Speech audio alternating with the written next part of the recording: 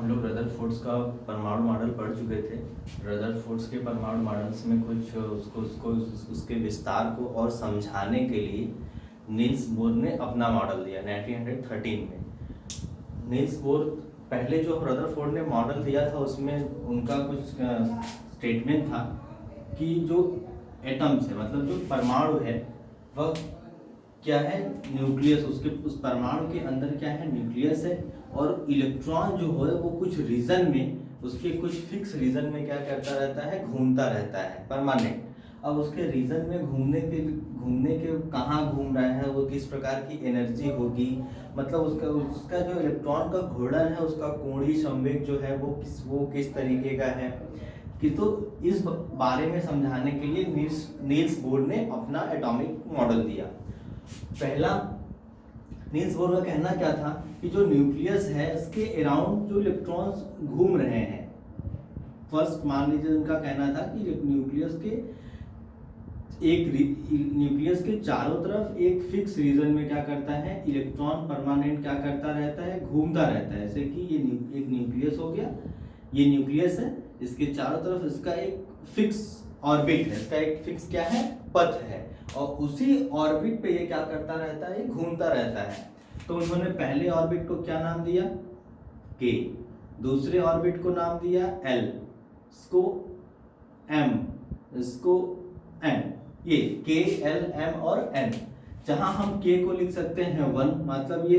किस न्यूक्लियस के सबसे पास है। जब ये न्यूक्लियस के सबसे पास है तो इसका नाम कितना देंगे, पहला वाले को पहले बोलेंगे के ऑर्बिट में,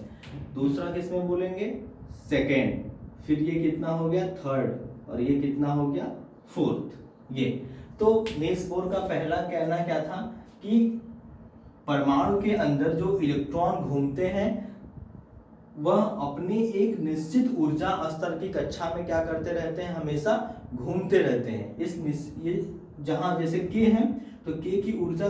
और डायरेक्शन क्या है, फिक्स है, मतलब ये कितना डिस्टेंस पे होगा, इसकी एनर्जी कितनी होगी। हम बोल सकते हैं कि जो इलेक्ट्रॉन यहाँ घूम रहा है इसकी न्यूक्लियस से एक फिक्स त्रिज्या होती है, एक फिक्स डिस्टेंस पे ये क्या करता रहता है, हमेशा घूमता रहता है, और उतने ही एनर्जी के साथ। ये पहला इनका कहना था कि न्यूक्लियस के चारों तरफ इलेक्ट्रॉन क्या करता रहता है, एक निश्चित ऊर्जा स्तर की कक्षा में घूमता रहता है।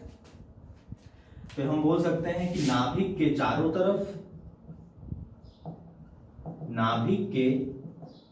तरफ इलेक्ट्रॉन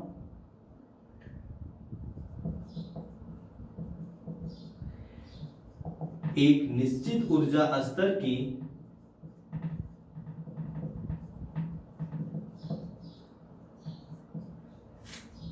कक्षा में या पथ पर बोल सकते हैं, लगातार घूमता है या घूर्णन करता है, लगातार वृत्ताकार पथ पर बोल सकते हैं, लगातार वृत्ताकार पथ पर घूमता रहता है।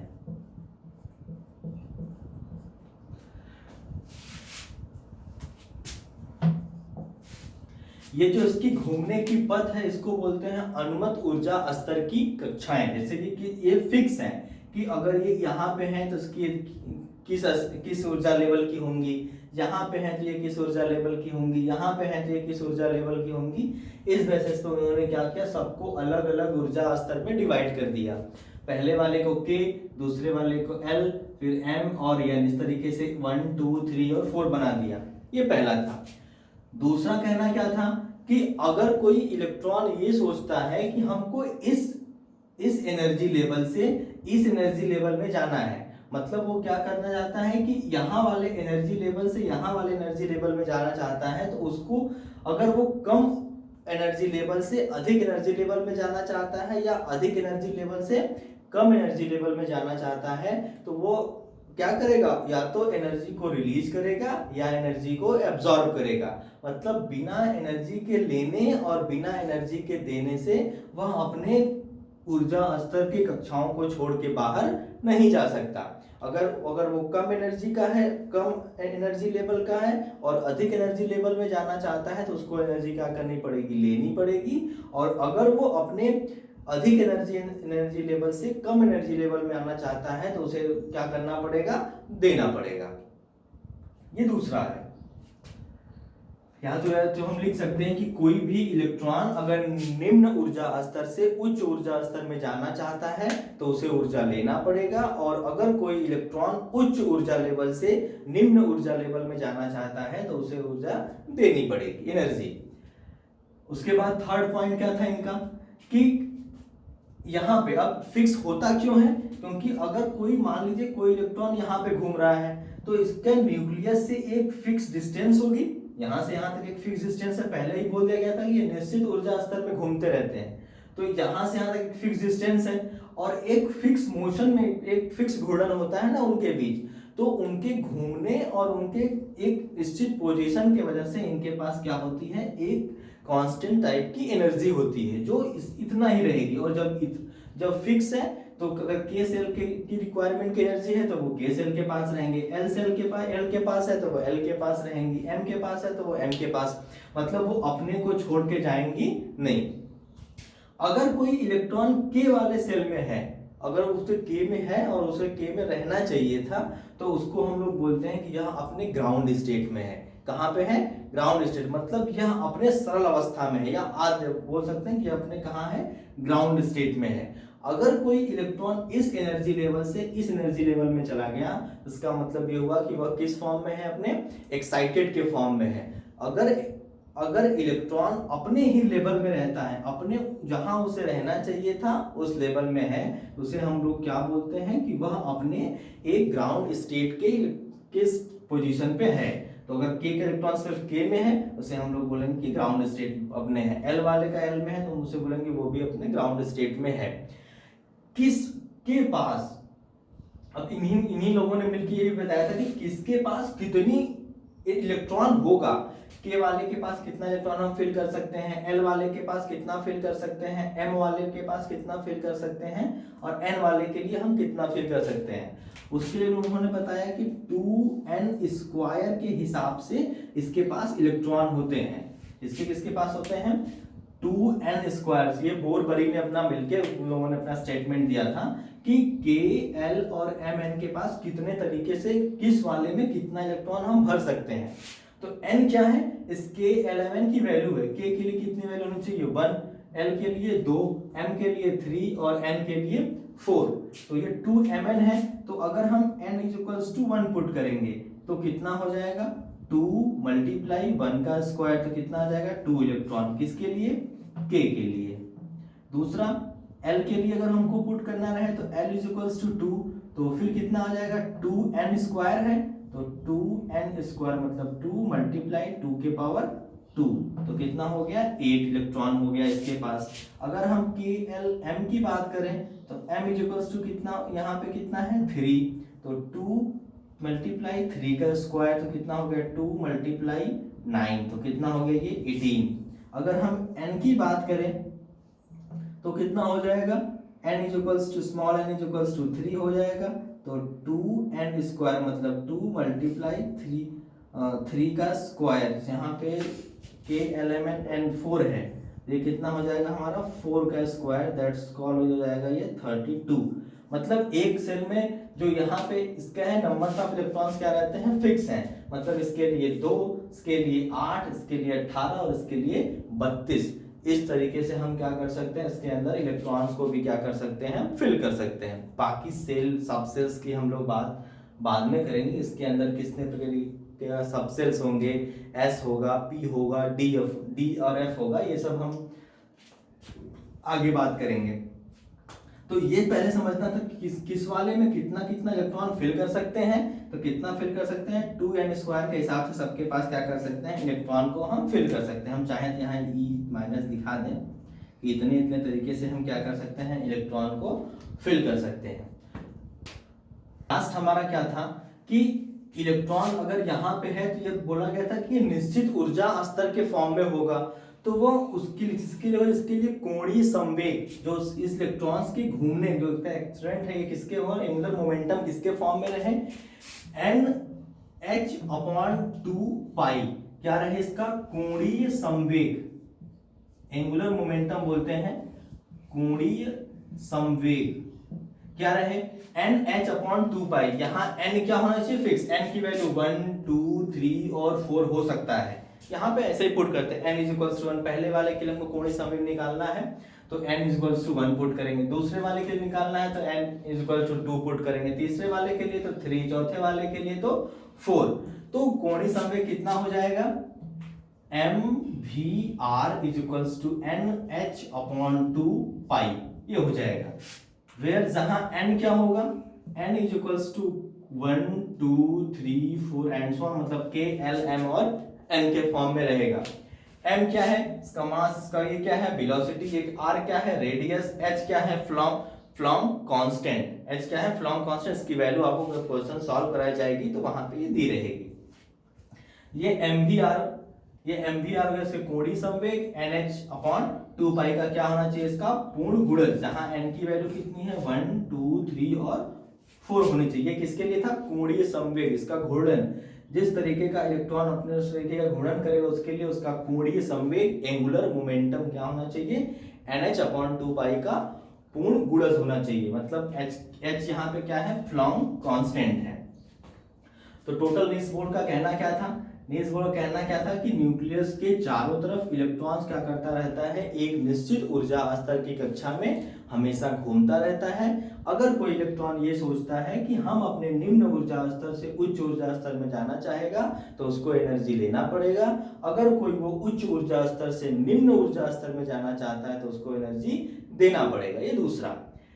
तीसरा क्या था इसके एक फिक्स इसका न्यूक्लियस से एक फिक्स डिस्टेंस और फिक्स इसका मोशन इसका फिक्स घूर्णन होने की वजह से इस सबके पास एनर्जी क्या रहती है फिक्स रहती है अगर कोई k का इलेक्ट्रॉन k वाले में ही है तो उसे हम बोलेंगे कि इलेक्ट्रॉन अपने ग्राउंड स्टेट में है तो अगर कोई k का इलेक्ट्रॉन l वाले में है या l का k वाले में है तो उसके हम बोलेंगे कि वो एक्साइटेड के फॉर्म में मतलब वो अनस्टेबल है किसी न किसी से जुड़ना चाह रहा है तो अगर वो अपने मूल अवस्था में है तो उसे हम बोलते हैं कि वो ग्राउंड स्टेट में है किस वाले में कितना इलेक्ट्रॉन भरा जाएगा इसके लिए फॉर्मूला लाया गया 2n² के हिसाब से इलेक्ट्रॉन्स को भरा जाएगा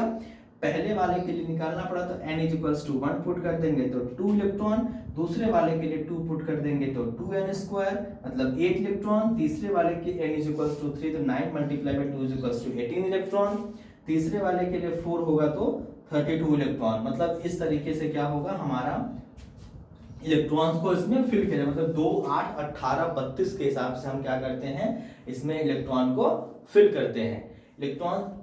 नेक्स्ट क्या है कि अगर कोई इलेक्ट्रॉन्स है तो उसका कोणीय संवेग कितना होना चाहिए NH/2 पाई के हिसाब से मूव करना चाहिए NH/2 पाई का मतलब क्या है कि ये जो इसका MVR है वो उसके इक्वल होना चाहिए किसमें पूर्ण गुणज के फॉर्म में दैट्स कॉल्ड n =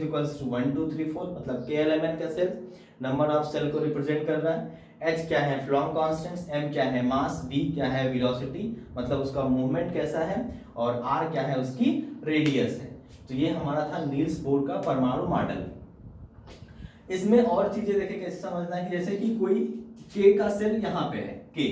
तो जो जितना ज्यादा नजदीक रहेगा क्योंकि इसके पास यहाँ पे क्या मूव करेंगे इलेक्ट्रॉन मूव करेंगे यहाँ पे कौन सा चार्ज होगा पॉजिटिव चार्ज होगा इस पॉजिटिव और नेगेटिव के बीच एक फोर्स ऑफ अट्रैक्शन काम करेगा जिसके वजह से ये क्या रहेंगे परमानेंटली बैलेंस रहेंगे और इलेक्ट्रॉन्स क्या करता रहेगा अपने एक्सिस पे क्या करेगा घूमता रहेगा अगर कोई इलेक्ट्रॉन्स E है मान लीजिए इलेक्ट्रॉन से इसके ऊपर नेगेटिव चार्ज ये सबसे ज्यादा नजदीक है इसका मतलब इसके और इसके बीच सबसे ज्यादा एनर्जी लग रही है ये यहाँ से इलेक्ट्रॉन को निकालने में अधिक एनर्जी खर्च करनी पड़ेगी जैसे जैसे ये दूर जाता जाएगा वैसे वैसे इसका और बाहर के इलेक्ट्रॉन का फोर्स ऑफ अट्रैक्शन क्या हो जाएगा कम हो जाएगा इसीलिए हमको बाहर से इलेक्ट्रॉन निकालते हैं हम कभी अंदर से सेल से इलेक्ट्रॉन नहीं निकाल सकते अगर मान लीजिए कि किसी कार्बन के पास 6 इलेक्ट्रॉन है तो हम 6 इलेक्ट्रॉन को भरना स्टार्ट करेंगे तो भाई k में कितना भरना है पहले 2 भरना है तो 2 इलेक्ट्रॉन हमने K को दे दिया। अगर उसके बाद हमको P को इलेक्ट्रॉन भरना है तो K के बाद L को इलेक्ट्रॉन भरना है तो कितना भरेंगे 4, तो 1 2 3 और 4। तो अगर हमको K के कार्बन से इलेक्ट्रॉन निकालना है, अगर हमको C6 से इलेक्ट्रॉन को निकालना है तो इलेक्ट्रॉन हम यहां से निकालने जाएंगे क्या? नहीं, इलेक्ट्रॉन कहाँ निकालेंगे? बाहर वाले से निकालेंगे। तो हमेशा कभी भी केमिकल रिएक्शन होता है या तो उसकी बैलेंसी हम चेक करते हैं, तो या कोई इलेक्ट्रॉन कोई एलिमेंट दूसरे के पास जाता है रिएक्ट होने के लिए, तो वहां पे रिएक्शंस को रिएक्शन में पहले पार्टिसिपेट कौन करता है? उसकी बाहरी कक्षा का इलेक्ट्रॉन जो बाहर वाले सेल में होगा वही क्या करेगा? जाने के लिए उसके लिए क्या करेगा? वो जाएगा रिएक्शन करने के लिए। अंदर वाला इलेक्ट्रॉन कभी नहीं जाएगा। तो पहले हम इस इलेक्ट्रॉन के साथ काम करते हैं, बाहर का बोलते हैं ना, संयोजी कोश का इलेक्ट्रॉन बोला जाता है, मतलब आउटर मोस्ट सेल का इलेक्ट्रॉन, मतलब बाहर की कक्षा का इलेक्ट्रॉन। तो हम बाहर की कक्षा इलेक्ट्रॉन से अंदर की कक्षा के साथ कोई काम नहीं कर सकते, स्टेबल होता है ये। यहाँ से इससे एनर्जी हम इससे इलेक्ट्रॉन निकाल ही नहीं सकते। जब भी निकालेंगे तो इलेक्ट्रॉन कहाँ से निकालेंगे? बाहर वाली कक्षा से निकालेंगे, अंदर वाली कक्षा के साथ नहीं निकाल। क्यों? क्योंकि ये अगर जाएगा तो यहाँ रहेगा कहाँ? ये कंडीशन है। यहाँ पे ये पहले अनस्टेबल नहीं हो सकता, पहले स्टेबल ये। अगर ये अपने एक्साइटेड के फॉर्म में जाएगा तब जाके ये अपने फॉर्म में जा सकता है, नहीं तो ये भी अपने ग्राउंड स्टेट में रहेगा परमानेंट। ये जिस सेल में है उसी सेल में रहेगा, अपने सेल में। इसको एनर्जी देने लेने से कोई मतलब हमारा नहीं होता। तो ये हमारा नील्स बोर का मॉडल है।